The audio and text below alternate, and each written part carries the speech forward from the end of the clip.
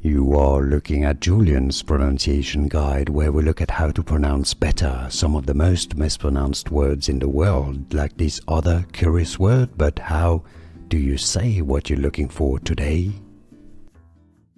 How do you say the name of this American state? Known in English as Texas, of course, but how is it said in Spanish? Well, the X is pronounced more like a J. So with the H sound. So in Spanish, Texas, Texas. Now if you cannot pronounce the H sound with your throat, you can replace it with an H from English, and that sounds a lot more like Spanish. Texas, Texas, okay?